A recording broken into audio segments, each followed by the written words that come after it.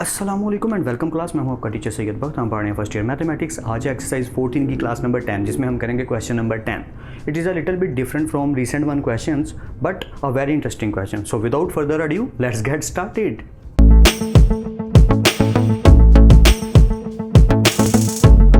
Welcome back class. Start करते हैं अपने क्वेश्चन को। स्टार्टिंग पे ही जैसा कि स्टेटमेंट है अकॉर्डिंग टू फॉर्मूला चलना पड़ेगा।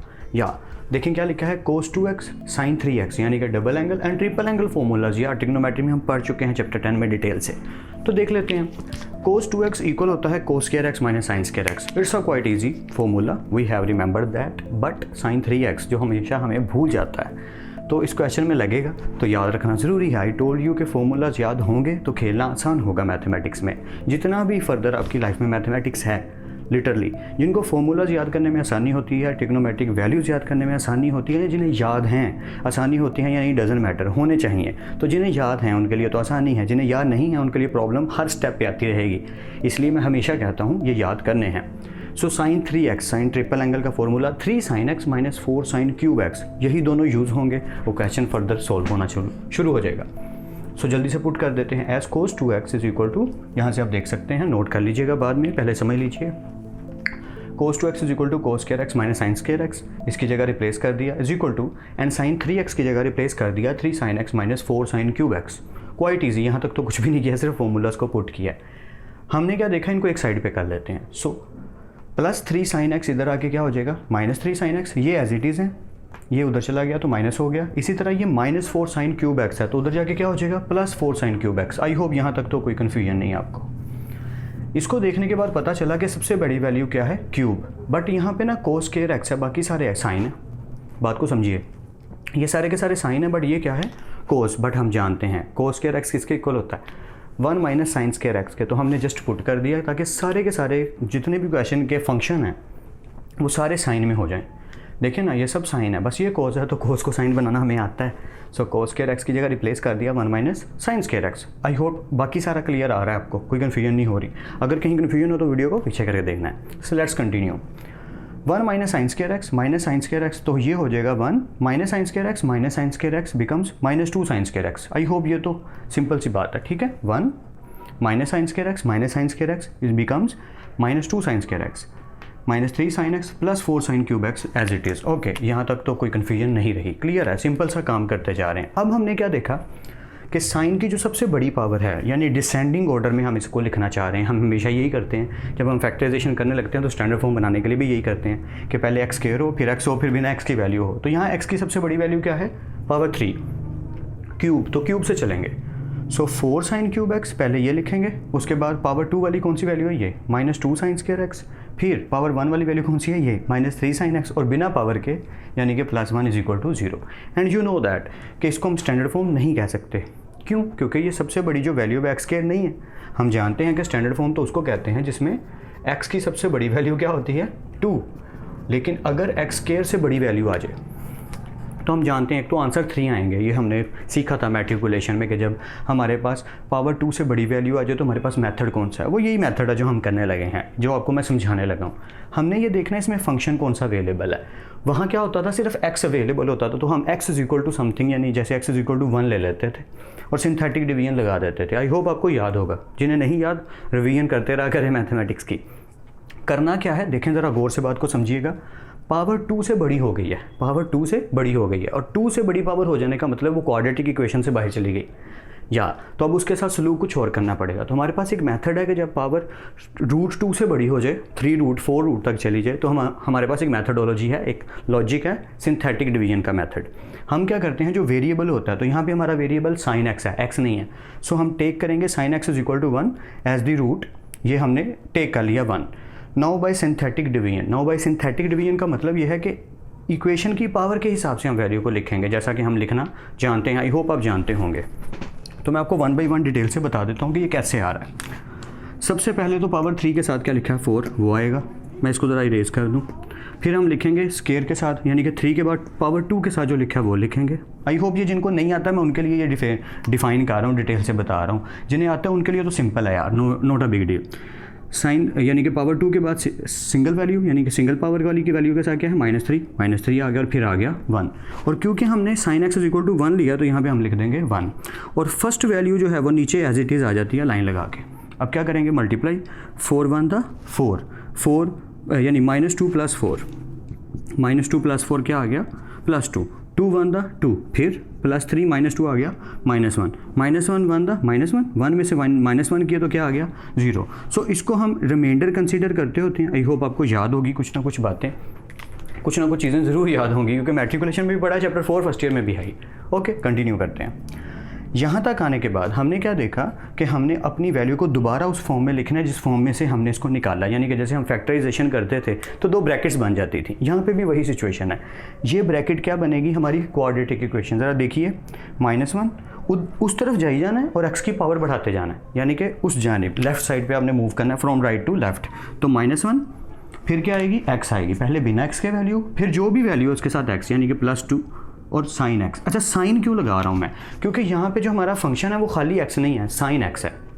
अगर यहाँ पे सिर्फ x वाली वैल्यूज़ होती तो मैं साथ x लगाई जाता, लेकिन यहाँ पे हमारा वेरिएबल है साइन x, इसलिए साइन लगेगा, साइन स्केयर भी लगेगा। बात समझ रहे हैं? आई होप सो आपको समझ आ रही होगी क्या कह रहा हूँ मैं।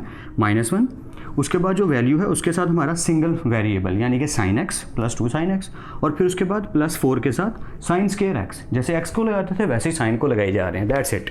और यहाँ पे क्या हुआ कि साइन x है तो +1 इधर आके क्या हो गया -1। इस तरीके से हम रूट्स को लिखते थे। आई होप आपको याद होगा कि रूट्स को लिखने का तरीकेकार यही था। जिन्हें नहीं पता आज पता चल गया। सो नाउ रूट को कैसे लिखा कि ये जो 1 है हमने क्या किया था, साइन x इक्वल टू 1 लिया था, ये +1 इधर आके -1। दोबारा इसको सॉल्व करेंगे बट लिखने का मैथोडोलॉजी तरीकेकार यही है। सो साइन x -1 और ये चीज़ बन गई 4 sine square x +2 sine x -1 is equal to 0। This is our root.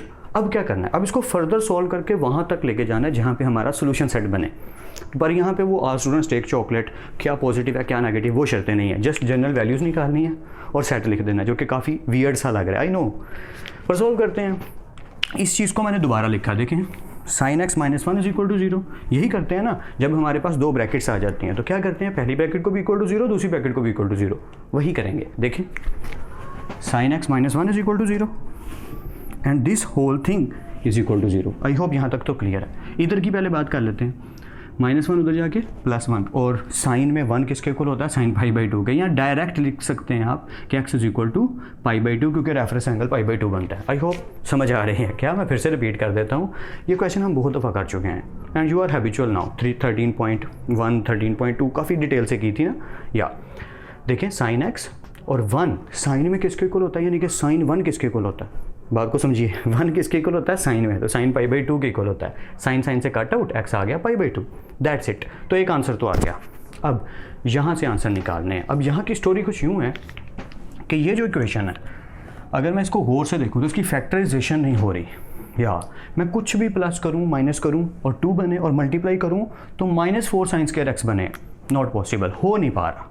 ठीक है, तो क्या करेंगे, हमारे पास 2 मेथड और हैं, completing square method and quadratic formula. तो यहाँ पे हम अप्लाई करेंगे क्वाड्रेटिक फॉर्मूला, जिसमें क्या होगा कि जो हमारी एक्स स्क्वायर यानी कि फंक्शन के स्क्वायर का वेरिएबल उसके साथ जो कोफिशिएंट है वो a है, सिंपल के साथ जो है यानी पावर 1 के साथ वो b है और जो बिना पावर के वैल्यू है वो क्या है c। सो हेयर आप लिख सकते हैं कि a is equal to 4, b is equal to 2 and c is equal to -1। That's it. इसके अकॉर्डिंग हम क्वेश्चन को सॉल्व करेंगे और फॉर्मूला तो आपको याद होगा, आई होप याद होगा। यहाँ जगह भी थोड़ी है, मैं यहाँ लिख देता हूँ ऊपर। वैसे तो मुझे यकीन है कि सारे स्टूडेंट्स को याद होगा बचपन वाला formula. Quadratic formula is -b ± square root b का स्क्वायर -4ac/2a। 8 क्लास याद आ रही है, आई नो दैट।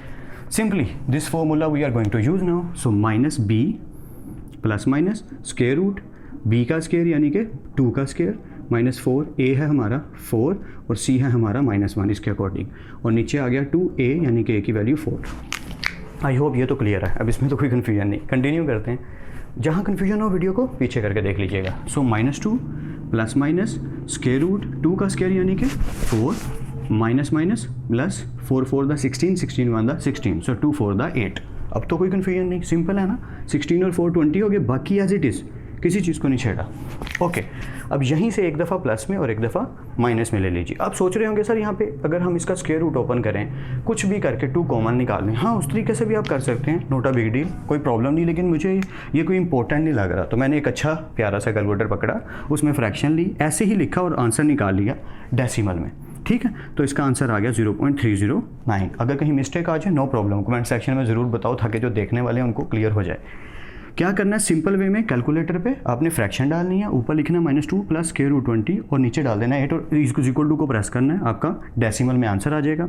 अब ये है साइन एक्स, ये हम क्या फाइंड कर रहे हैं, साइन एक्स, एक दफ़ा प्लस में और एक दफ़ा माइनस में। इधर भी वैसे ही, बस प्लस की जगह क्या आ गया माइनस, और इसका आंसर आ गया -0.809। अब आगे क्या करें, 9.1, जी हाँ, अब घूम फिर के हमारी स्टोरी स्टार्टिंग ऑफ ट्रिग्नोमेट्री पे चली गई। चैप्टर 9 की पहली एक्सरसाइज में जो सीखा था वो कि हम इसको डेसिमल से हम लेके जाएंगे इसको रेडियन फॉर्म में। तो क्या करेंगे कि हमारा इन्वर्स पहले तो फाइंड करो, यानी कि sine x is equal to 0.309 है, तो एक्स इधर ही रहा, साइन उधर जाके हो गया inverse. So sine inverse 0.309 becomes 18.162।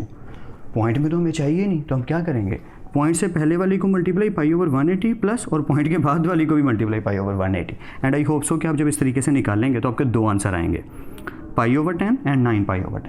I hope आप समझ रहे हैं, क्या इधर भी वही करना है। वीडियो को पीछे करके देख लेना जहाँ समझना है, no problem, it's quite simple, not a big deal. बस पॉइंट्स वाली स्टोरी आ गई, पहले आई नहीं। इधर भी वैसे ही है, साइन उधर जाके इन्वर्स हो गया, साइन इन्वर्स निकाला 234.306 और पॉइंट से पहले वाली वैल्यू को π/180 से प्लस पॉइंट के बाद वाली को π/180 से, इनको सोल्व किया तो 13π/10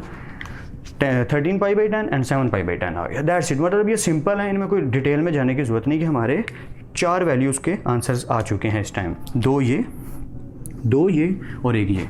वैसे टोटल बनते तो 4 थे, क्योंकि मैक्सिमम जो वैल्यू बनती थी, अगर मैं इसकी बात करूं तो वो 3 बनते हैं यार, टोटल तो 3 बनने चाहिए थे। पर यहाँ पे क्या हुआ कि यहाँ पे क्वाड्रेटिक इक्वेशन के हमेशा आंसर 2 होते हैं, लेकिन यहाँ 2 के भी फर्दर आंसर्स आ गए।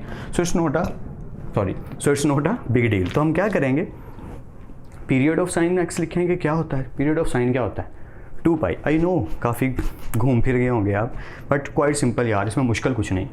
हमने बस वैल्यूज़ को निकालना है, जनरल वैल्यूज़ लिखनी है। जनरल वैल्यूज़ का मतलब वैल्यू जो आंसर्स आए हैं वो, पहला आंसर +2nπ, कॉमा दूसरा आंसर +2nπ, तीसरा answer +2nπ, fourth answer +2nπ and fifth answer +2nπ। यानी कि ये हमने जनरल वैल्यूज़ कैसे लिखी हैं, x इज इक्वल टू हर आंसर के साथ +2nπ लिख दिया और बीच में डाल दिया कोमास। पर आंसर तो ऐसे लिखना ही नहीं, आंसर तो लिखना सोल्यूशन सेट में। सो सोल्यूशन सेट वही बचपन वाला बोरिंग काम, बचपन वाला। या क्या करेंगे, इसी इक्वेशन को दोबारा से सेट वाइज लिखेंगे, सेट बना के लिखेंगे ब्रैकेट्स के अंदर, यानी कि पहली वैल्यू π/2 +2nπ, फिर दूसरा आंसर क्या है π/10 +2nπ, 9π/10 +2nπ, 13π/10 +2nπ, 7π/10 +2nπ, और सबके बीच में क्या डाल देंगे, यूनियन।